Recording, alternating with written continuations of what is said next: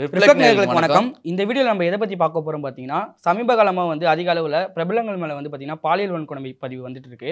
புகார்கள் வந்துட்டு இருக்கு. ஸோ உதாரணத்துக்கு சொல்லணும்னா, போன மாதம் பார்த்தீங்கன்னா, மலையாள இண்டஸ்ட்ரியில ஏமா கமிட்டி அப்படின்ற ஒரு பிரச்சனை வந்துச்சு. அது இந்தியா அளவுல அதிகமா பேசப்பட்டது.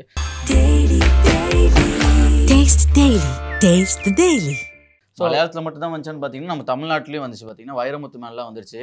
அந்த சுஜி இருக்காங்க தெரியுமா, அவங்க ஒரு விஷயத்தை லீக் பண்ணாங்க. அது ரொம்பவே ஃபன்னா இருந்துச்சு. ஆக்சுவலா ஷாம்பு பாட்டில் கடைசியில் கொடுத்து அனுப்பிச்சு விட்டாரு சொல்லியிருந்தாங்க. அதெல்லாம் பார்க்கும்போது ரொம்ப வேடிக்கை இருந்துச்சு. அது பார்த்தீங்கன்னா தமிழ் சினிமா மட்டும் தான் இப்படி நடக்குதுன்னு பார்த்தா அப்படி இல்லை. இப்போ பார்த்தீங்கன்னா யூடியூபர் வரைக்குமே வந்துருச்சு. யூடியூபர்ல யாருன்னு பார்த்தீங்கன்னா நிறைய பேர் கிரிஞ்சி ஷோ பிராங்க் ஷோலாம் பண்ணிட்டு ஒரு மாதிரி உதாரியா சுத்துறதுக்கு நடுவில் இவர் நிறைய பேருக்கு ஹெல்ப் பண்ணி அதை வீடியோவாக எடுத்து நிறைய பேருக்கு உதாரணமாக இருந்திருக்காரு. அவரை பார்த்து நம்ம தமிழ்லையும் நிறைய பேர் இந்த கேபி பாலா அவங்களாம் இவரோட இன்ஸ்பிரேஷனே சொல்லலாம். அந்த மாதிரி உதவி பண்றவர் தான் இவர். ஸோ இவர் பார்த்தீங்கன்னா மிஸ்டர் பீஸ்ட் ஆஃப் இந்தியான்னு சொல்லுவாங்க. ஸோ மிஸ்டர் பீஸ்ட் உங்களுக்கு எல்லாருமே தெரியும். ஸோ வெளிநாட்டில் பார்த்தீங்கன்னா அதிக அளவில் யூடியூப்ல இன்கம் வரதை வச்சு மற்றவங்களுக்கு கஷ்டப்படுறவங்களுக்கு ஹெல்ப் பண்ணுவார். ஸோ அதை இன்ஸ்பயராக எடுத்து இவர் இந்தியாவில் பண்ணிட்டு இருக்காரு. அவர் கூட பார்த்தீங்கன்னா சில கேம்லாம் வச்சு தான் பண்ணுவார். எல்லாருமே கொடுப்பாரு. உதாரணத்துக்கு நம்ம இர்ஃபான் கூட இருக்கார் இல்லையா, அவரை பார்த்து நிறைய இன்ஸ்பயர் ஆகி நிறைய கேம்லாம் வச்சு அந்த மாதிரிலாம் பண்ணியிருக்காங்க. ஆனால் இவர் பார்த்தீங்கன்னா அந்த கேம்லாம் எதுவுமே இல்லாமல் ஒருத்தவங்க யார் கஷ்டப்படுறாங்களோ அவங்களுக்கு தேடி கண்டுபிடிச்சி அவங்களுக்கே தெரியாமல் அவங்களுக்கு சர்ப்ரைஸ் பண்ணுற விதமாக போய் காசை கொடுத்துட்டு அதை வீடியோ எடுத்து எல்லாருக்குமே ஸ்ப்ரெட் பண்ணுவார். ஸோ அப்படிப்பட்ட யூடியூபர் தான் நம்ம அர்ஷா சாய். ஸோ இவர் பார்த்தீங்கன்னா இவர் பண்ணுற விஷயம் மூலம் நிறைய பேர் இன்ஸ்பயர் ஆகிட்டு நல்ல விஷயம் பண்ணணும்னு சொல்லி தான் இந்த யூடியூப் வீடியோஸ் பண்ணிட்டு இருக்காரு. நிறைய பேட்டிலாம் அவர் சொல்லியிருக்காரு. ஸோ அப்படி யூடியூப்ல ஜேர்னி ஆரம்பிச்சு மக்கள் கிட்ட நிறைய செல்வாக்கு பெற்று இப்போ சினிமாலையும் கால் தடத்தை பதிச்சிட்டாரு. ஸோ அவரோட சொந்த ப்ரொடக்ஷன்ல மெகான்ற ஒரு படத்தையும் ரிலீஸ் பண்ண போறாங்க. ஸோ அதுக்கு டீசர்லாம் ரிலீஸ் ஆகி நிறைய வரவேற்பு வந்தது. ஸோ அப்படி அவர் வாழ்க்கை நல்லா போகிற நேரத்தில் இப்போ ஒரு சர்ச்சையில மாட்டிருக்கு. காலையில ஒரு குண்டை தூக்கி போற மாதிரி ஒரு கேஸ் வந்திருக்கு. எனக்கே ஷாக் ஆயிருச்சு. என்னடா அது யாரோ மாட்டினாங்க, அவங்களாம் ஓகே யாருன்னு தெரியாது. இவர் பார்த்தீங்கன்னா நம்மளுக்கு ஒரு இன்ஸ்பயர், நம்மளா சம்பாரிச்சா இவரை மாதிரி நம்ம தான் பண்ணணும் அப்படின்னு சொல்லிட்டு நம்மளுக்கு தோணும்.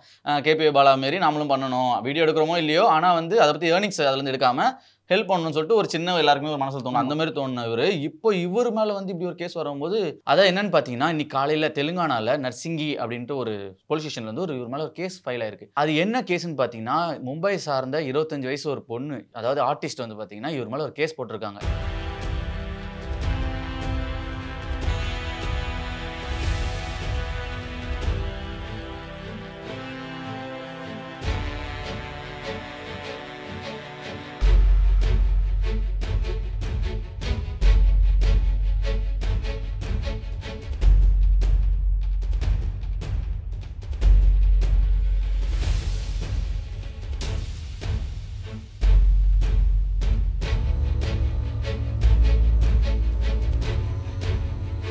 அந்த கேஸில் என்ன இருக்குன்னு பார்த்தீங்கன்னா, நானும் அவரை லவ் பண்ணிட்டு இருந்தோம், 2 பேரும் ஜாலியாக இருந்தோம். அதில் நாங்கள் அந்யோன்யமாலாம் பழகிருந்தோம். அப்போ சில புகைப்படம் வீடியோஸ்லாம் எடுத்து வச்சுக்கிட்டு அவர் என்னை மிரட்டி 2 கோடிக்கு மேலே என்கிட்ட காசு வாங்கியிருக்காருன்ட்டு அந்த கேஸில் போட்டுருந்துச்சு. கேட்கும் போது ரொம்ப ஷாக்கிங்காக இருந்துச்சு. இந்த கேஸ் கொடுத்த அந்த பொண்ணு யாருன்னு பார்த்தீங்கன்னா, மும்பையை சேர்ந்த ஒரு நடிகை. அதெல்லாம் பார்த்தீங்கன்னா அவங்க ப்ரொடக்ஷனும் பண்ணுவாங்க. ஸோ அப்படி பார்த்தீங்கன்னா தெலுங்குலேயே ஒரு யூடியூப் சேனல் வச்சிருக்காங்க. என்னன்னு பார்த்தீங்கன்னா, நம்ம கஷ்டப்படுறவங்களுக்கு அர்ஷா சாய் பண்ணுறாருல, ஸோ அதே மாதிரி கஷ்டப்படுறவங்களுக்கு ஹெல்ப் பண்ணுற மாதிரி வீடியோஸ் பண்ணிட்டு இருக்காங்க. இவங்க எப்படி பழக்கம் பார்த்தீங்கன்னா, ஒரு நாள் பார்ட்டியில் இந்த மாதிரி ஹெல்ப் பண்ணுறதை பார்த்து வீடியோஸ் பார்த்துட்டு ஒரு பார்ட்டி அட்டென்ட் பண்ணியிருக்காங்க. ஸோ அப்படி அட்டென்ட் பண்ணுற நேரத்தில் இவங்க 2 பேரும் பழக்கம் இருக்காங்க. ஸோ பழக்கமாயிட்டு ரொம்ப நாள் பழகுறதுனால 2 பேரும் லவ் அப்படின்னு சொல்கிறாங்க. ஸோ அது இல்லாமல் பார்த்தீங்கன்னா கல்யாணம் பண்ணுறதா ஆசை வார்த்தையெல்லாம் கூறி அர்ஷா சாய் பழகிட்டு ஸோ ஒன்றா இருக்கிறத வீடியோ எடுத்து மிரட்டி இந்த மாதிரி காசு வாங்கினாரு. ஸோ கிட்டத்தட்ட 2 கோடி வரைக்கும் வாங்கியிருக்காங்களாம். ஸோ அப்படின்றது சொல்லியிருக்காங்க. எனக்கு தெரிஞ்சு அவர் 2 கோடி வாங்குவாரா அப்படின்றது இதாக இருக்குது. ஏன்னா அவர் எல்லாருக்குமே அவர்கிட்ட காசே எல்லாருக்குமே தானமாக பண்ணுறவர். அதேமாரி தெரிஞ்சிடும்ல இந்த மாதிரிலாம் பண்ண வெளியே வந்துடும் எப்படி மாட்டிப்போம் சொல்லிட்டு எல்லாருமே தெரியும். அவங்க இந்த மாதிரி ரிஸ்க் எடுப்பாங்களான்னா ஏன்னா சுத்தி இப்ப எல்லா இண்டஸ்ட்ரியிலும் இந்தியாவிலேயே பார்த்தீங்கன்னா மலையாள இண்டஸ்ட்ரி, தமிழ் இண்டஸ்ட்ரி இது மாதிரி நிறைய விஷயம் போயிட்டு இருக்கு. அப்படி இருக்கிறப்ப யாருக்கா இருந்தாலும் ஒரு சின்ன பயம் இருக்கணும். ஸோ அப்படின்றப்ப இவர் எப்படி இதை பண்ணாருன்றதை நாங்கள் நார்மலாக ஒரு வீடியோஸ் பார்ப்போம். ஸோ எங்ககிட்ட கருத்தாக கேட்டிங்கன்னா, யாராக இருந்தாலுமே யோசிப்பாங்க இப்படி கண்டிப்பாக ஒரு பிரச்சனை வரும். அதுவும் இப்போ பெண்கள் சம்மந்தப்பட்ட பிரச்சனை பண்ணால் அது நாடு ஃபுல்லாக. ஆனால் அப்படியே இந்த சைடு வச்சாலுமே அவர் பார்த்தீங்கன்னா யாரும் இந்த மாதிரி சொன்னால் நம்ப மாட்டாங்க. அப்படி தெரிஞ்சும் ஒரு பொண்ணு, அவங்களும் ப்ரொடியூசர் ஃபேமஸ் ஆனவங்க, அவங்க இந்த மாதிரி ஒரு கேஸ் கொடுக்குறாங்கன்னா அதில் கொஞ்சம் ரிஸ்க் எடுத்து மேபி உண்மை இருக்கும், வாய்ப்பு இருக்குது. அப்படி உண்மையாக இருந்துச்சுன்னா இது நிஜமாலே பாராட்ட வேண்டிய விஷயம் தான். ஏன்னா இப்போ ரீசெண்ட் டைமில் எல்லா கேர்ள்ஸும் பார்த்தீங்கன்னா அவங்களுக்கு நடக்கிற அநியாயம் எல்லாமே வெளியே சொல்கிறாங்க. மீட்டூன்னு சொல்லிட்டு ஒரு 10 வருஷம் 5 வருஷம் கழிச்சு சொல்லாமல் இப்போ நடக்கும் போதே சொல்கிறாங்க. இதனால மேபி இந்த மாதிரி பண்ணுறவங்களுக்கு நல்ல ஒரு பதிலடியாகவே இருக்கும், குறையும் இந்த மாதிரி கேஸ்லாம். அதே மாதிரி அது கன்ஃபார்ம் ஆனாதான் இன்னும் அவங்க தரப்புலேருந்து அர்ஷா சாய் அவங்க தரப்புலேருந்து இன்னும் எந்த பதிலாக வரல.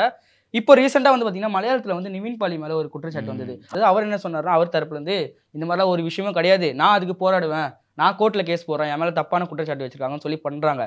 ஸோ அதே மாதிரி அக்ஷய் சாய் வந்து பதிலடிக்க ஏதாச்சும் கொடுப்பாரான்றதை நம்ம வெயிட் பண்ணி தான் வந்து பார்த்தீங்கன்னா ஒரு ஆர்டிஸ்ட் நான் செலக்ட் பண்ணுறேன்னு சொல்லி அந்த மாதிரி வந்துச்சு. ஆனால் இவங்களே ஒரு பெரிய ஆர்டிஸ்ட், பெரிய ஆள், அதே மாதிரி 2 பேருக்குமே நெருக்கம், நிறைய பேர் பார்த்ததா சொல்கிறாங்க. அவங்களுக்கு வந்து இந்த மாதிரி நடக்கும்போது ஒரு மாதிரி ஆச்சரியமா இப்போதான் வளர்ந்து வர்றாரு அவரு.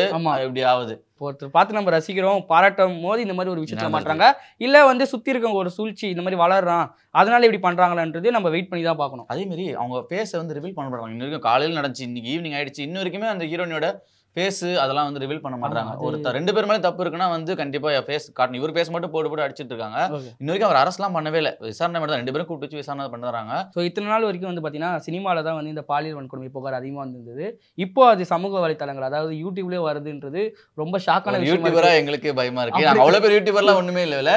இருந்தாலுமே ஒரு நார்மலாக ஒரு கேர்ள்ஸ் கிட்ட யாராவது அண்ணான்னு சொல்லி பேசினாலுமே அவங்ககிட்ட பேசுறதுக்கு நம்ம ஃபோட்டோவெல்லாம் ஷேர் பண்ணுறது. நீங்கள் வந்து பர்சனலாக பேசாதீங்க.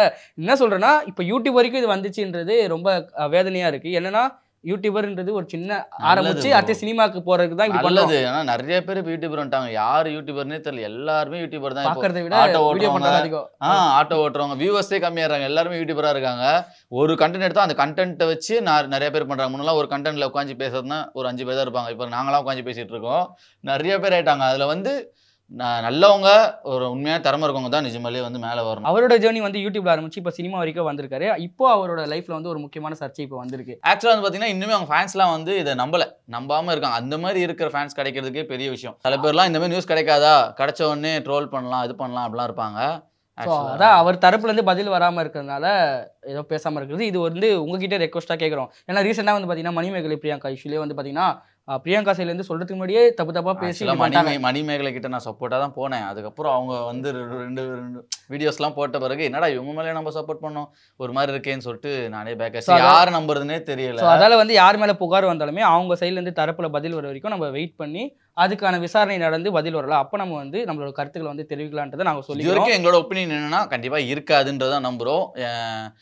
அவர் என்ன சின்ன வயசா இருந்தாலுமே அவருக்குன்னு ஒரு மெச்சூரிட்டி லெவலு ஒரு இதெல்லாம் இருக்கும். ஏன்னா ஒரு கெட்டது பண்ணும்போது யோசிக்க வேணாம். ஆனால் ஒரு நல்லது பண்ணும்போது எப்படிலாம் பிரச்சனை வரும்ன்றதை கண்டிப்பாக அவர் யோசிச்சிருப்பாரு. அதுவும் அவர் ரொம்ப நல்லது பண்ணியிருக்காரு. நிறைய யங்ஸ்டர்ஸை இன்ஸ்பைர் பண்ணியிருக்காரு. அப்படி பண்ணுறப்ப ஃபியூச்சர்ல இப்படி ஒரு இஷ்யூ வரும் அப்படின்றத அவர் நினச்சி பார்த்துருப்பார்ல. அதனால கடந்து தான் வந்திருப்பாரு அவர். ஆரம்ப கட்டத்திலே இப்போ இல்லை, ஆரம்ப கட்டத்திலே நிறைய கேர்ள்ஸ் வந்து அவர்கிட்ட பேசியிருப்பாங்க. நிறைய பேர் வந்து அவங்க அப்ரோச் பண்ணியிருப்பாங்க. அதெல்லாம் தாண்டி தான் வந்திருப்பாரு. இதெல்லாம் விழுறதுக்குலாம் ஒன்றுமே இருக்காது எனக்கு தெரிஞ்சு. அதனால இந்த கேஸ் வந்து இப்போதான் விசாரணை இருக்கு. சரி, நாங்கள் இந்த கேஸோட அப்டேட்ஸ்லாம் வந்து லைவாக கொடுத்துட்ருக்கோம். இன்னும் தெரிஞ்சுக்கிறதுக்கு என் கூட இணைஞ்சிருங்க. ஓகே, வியூவர்ஸாக உங்ககிட்ட ஒன்றே ஒன்று தான் கேட்கணும். சினிமாவில் மட்டும் இத்தனை நாள் வந்து இந்த புகார்கள் வந்திருந்தது, இப்போ ஒரு யூடியூபருக்கு வந்திருக்கு. ஸோ இதை பற்றி நீங்கள் என்ன நினைக்கிறீங்கன்றதை நீங்கள் வந்து உங்கள் கருத்துக்களை வந்து கமெண்ட் செக்ஷனில் வந்து நீங்கள் தெரிவிங்க. ஓகே, நீங்கள் இதை பற்றி என்ன நினைக்கிறீங்கன்னு சொல்லிட்டு கீழே கமெண்ட் செக்ஷனில் ஒரு போல் கொடுக்குறேன். அதில் வந்து நீங்கள் செலக்ட் பண்ணி இது வந்து உண்மையாக இருக்குமா இல்லை பொய்யா இருக்குமான்னு சொல்லிட்டு அதில் வந்து நீங்கள் தெரிவிங்க. இதேமாரி இன்னொரு வீடியோவில் வந்து உங்களை மீட் பண்ணுறோம். அதுவரை உங்களோட விடைபெறுவது this is Vikramiki, this is Santhosh.